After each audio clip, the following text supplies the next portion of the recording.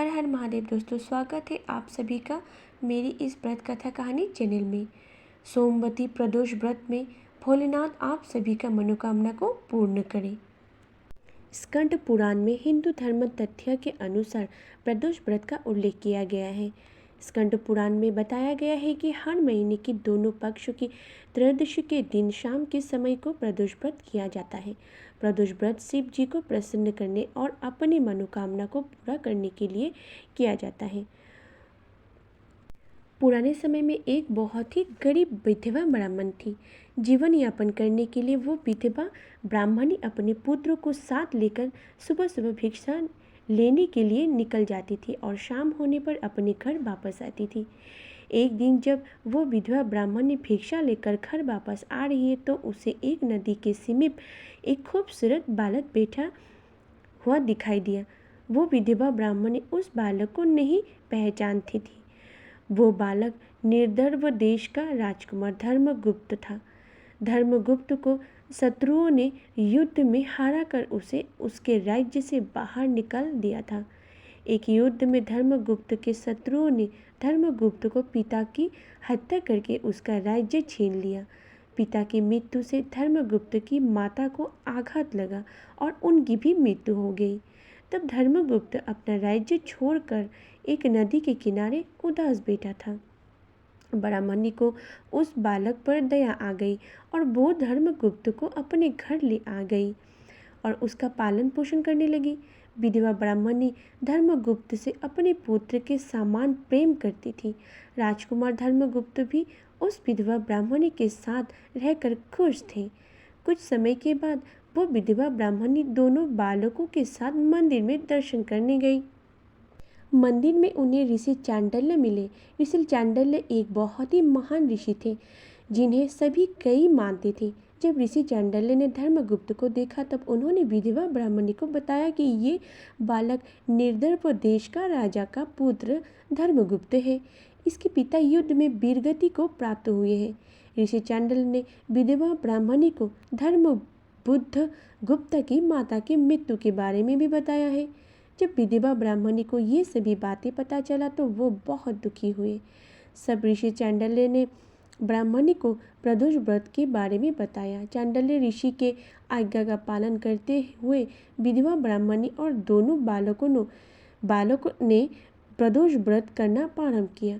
तीनों ऋषि चांडल्य द्वारा बताए गए नियमों का पालन करते हुए व्रत करने लगे और उन्हें व्रत का फल के बारे में कोई जानकारी नहीं थी। कुछ समय व्यतीत होने के बाद एक दिन वो दोनों बालक जंगल में घूम रहे थे। तब उन्होंने वहाँ पर कुछ गंधर्व कन्याओं को घूमते हुए देखा। ब्राह्मणी का बालक अपने घर वापस आ गए पर राजकुमार धर्मगुप्त वहीं बैठ गए। धर्मगुप्त गंधर्व कन्या असुम्बती के ओर आकर्षित हो गए और उससे बात करने लगे। बात करते करते गंधर्व कन्या और राजकुमार दोनों एक दूसरे से प्रेम हो गया। तब धर्मगुप्त अंशुमति से विवाह करने के लिए उसके पिता से मिलने गए। जब अंशुमति के पिता को ये पता चला कि ये बालक विदर्भ देश का राजकुमार है तो उन्होंने भगवान शिव की आज्ञा का पालन करते हुए अपनी पुत्र अंशुमति का विवाह धर्मगुप्त से कर दिया। अंशुमति से विवाह होने के बाद राजकुमार चंद्रगुप्त की किस्मत को सितारे वापस पलटने लगे।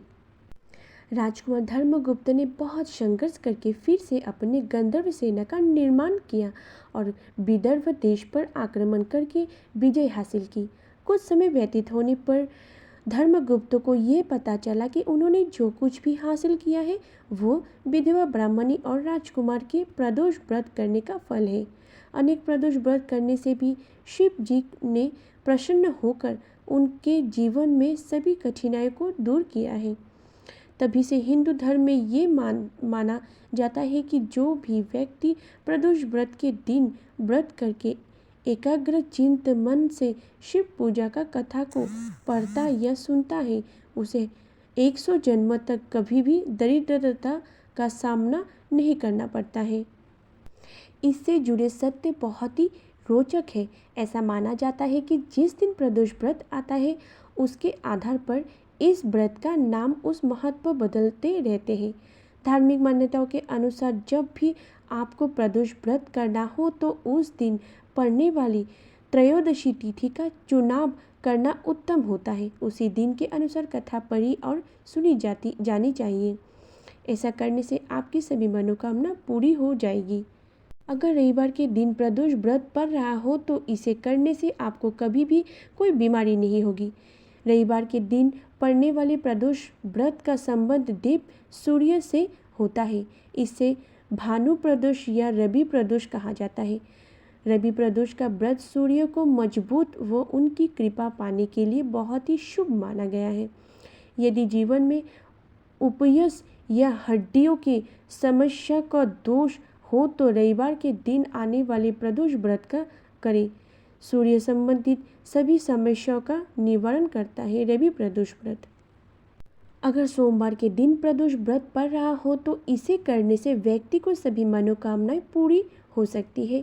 सोमवार के दिन आने वाली प्रदोष व्रत का संबंध चंद्रमा से है।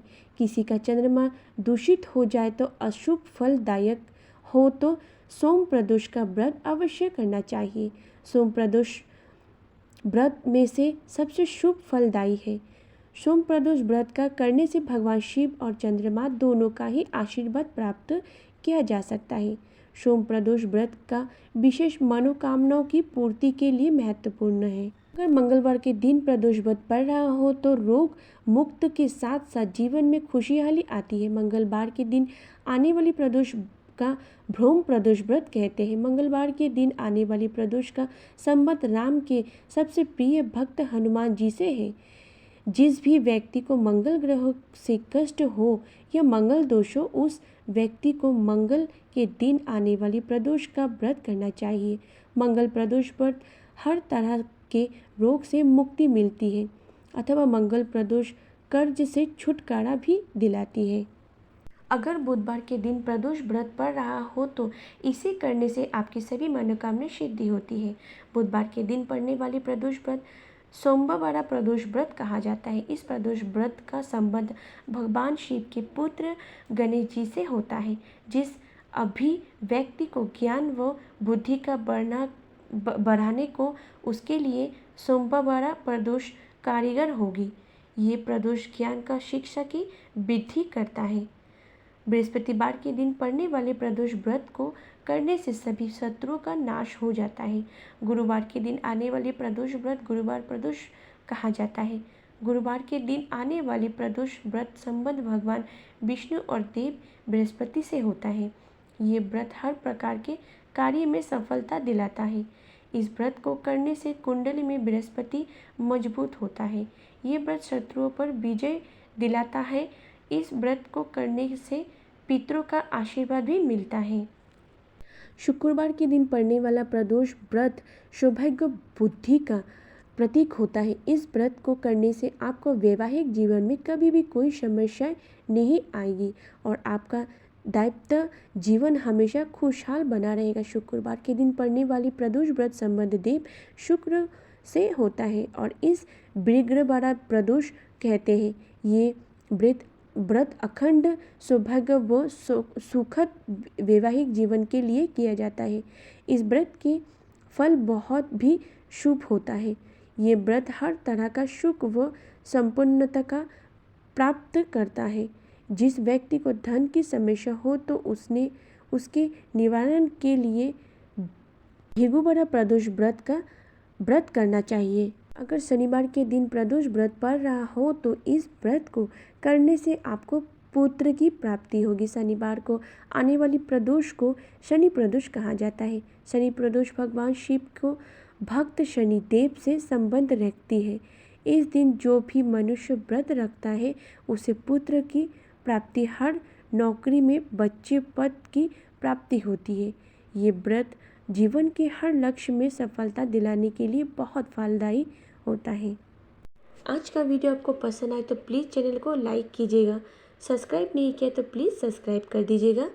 बेल आइकन को क्लिक कर दीजिएगा और कमेंट बॉक्स पे आप अपना राय ज़रूर लिखिएगा। मेरे वीडियो को देखने के लिए आप सभी का धन्यवाद।